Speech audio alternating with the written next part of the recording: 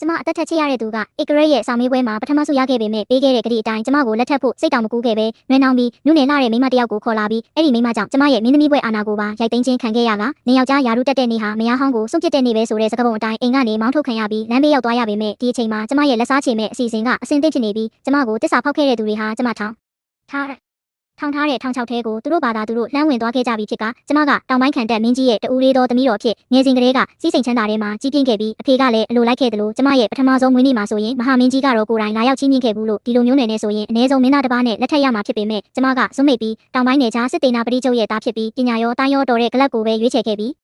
လွန်ခဲ့တဲ့နှစ်ပေါင်းများစွာကသူ့အဖေစစ်ပွဲမှာကြာဆုံးသွားတော့ကျမအဖေကဂလက်ကိုစောင့်ရှောက်ပြီးကျမတို့အတူတူကြီးပြင်းခဲ့ကြကကျမတို့တော်တော်ရင်းနှီးခဲ့ကြလို့ဧကရစ်စီကနေလက်ထပ်မိန့်စာထုတ်ပေးဖို့အဖေကိုတောင်းဆိုခဲ့ပေမဲ့အဲ့ဒီအချိန်မှာပဲဂလက်ကရုတ်တရက်အိမ်ကနေထွက်သွားပြီးကိုချေထောက်ပေါ်ကိုရက်ကဂုံတက်တွေရွှေငွေတွေနဲ့ပထမဆုစုခူးပြီးမှကျမကိုလာတောင်းမယ်လို့ဆုံးဖြတ်ခဲ့လို့ကျမကလည်း6လကြာမျှော်လင့်ချက်တွေနဲ့ရှင်သန်ခဲ့ပြီးသူမကြခင်ပြန်လာမယ့်နေ့ကိုအိမ်မက်ခဲ့ကစောင်းမေးပွဲရလက်ထွက်တဲ့နေ့မှာသူတကယ်ပဲပထမရခဲ့လို့ကျမရင်ခုန်စိတ်လှုပ်ရှားပြီးအရန်ပျော်ခဲ့ရပေမဲ့ရက်အနေငယ်အကြာမှာသူဟာဝိယုံဒီကိုဝစ်စင်ပြီးဘူဦးထုံမှာပန်းပန်ကမြင်းထီကြီးကိုစီးလို့ပြန်ရောက်လာချိန်မှာသူ့ဘေးနားမှာလေထဲကမိုးမခပင်လို့နွေးနှောင်းကားပါတဲ့တခြားမိန်းမတစ်ယောက်ပါလာခဲ့ပြီးကျမသူ့ကိုအဝေးကလေးကလှမ်းမြင်လိုက်ရကကျမရဲ့မိထွေးကတုံရင်နေတဲ့လက်ချောင်းတွေနဲ့ကျမခါကဆွဲပြားကိုဖြုတ်ယူပြီးသူမရဲ့ဆွဲပြားနဲ့ရှင်ကြည့်က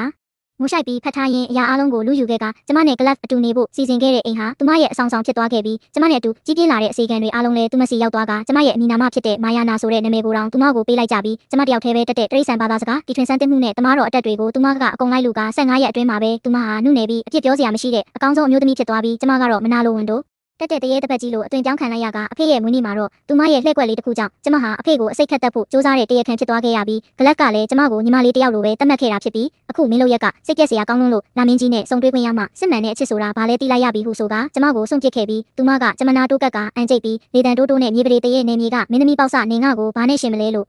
မမဲလာတဲ့အခါကျမကခပ်ပြုံးလေးပဲကောင်းကင်ကလာမင်းကဘသူလဲခြေပွားအောက်ကရွှွန့်နုံကဘသူလဲဆိုတာစောင့်ကြည့်ကြသေးတာပေါ့လို့ပြန်ပြောလိုက်လို့သူမကိုယ်တိုင်ဒေါသပေါက်ကွဲသွားခဲ့ပြီးမိဘတွေနဲ့ဂလက်ရှိမှာမမကသမီးကိုအရန်မုန်းတီးနေပြီးအကြိမ်ကြိမ်ဖြတ်စည်းဖို့စူးစမ်းနေတော့မဲလို့မိုးလိုကအိမ်ကနေထွက်သွားမယ်လို့ဟန်ဆောင်တဲ့အခါမိထွေးကသမီးလေးလူနာအပေါ်နှစ်ပေါင်းများစွာအဖြစ်တွေလုပ်ခဲ့ပြီးဖြစ်လို့အခုသူမကိုတခြားလူကထပ်ပြီးနှိမ့်ဆက်တာကိုကျမတို့ခွင့်မပြုနိုင်ဘူးလို့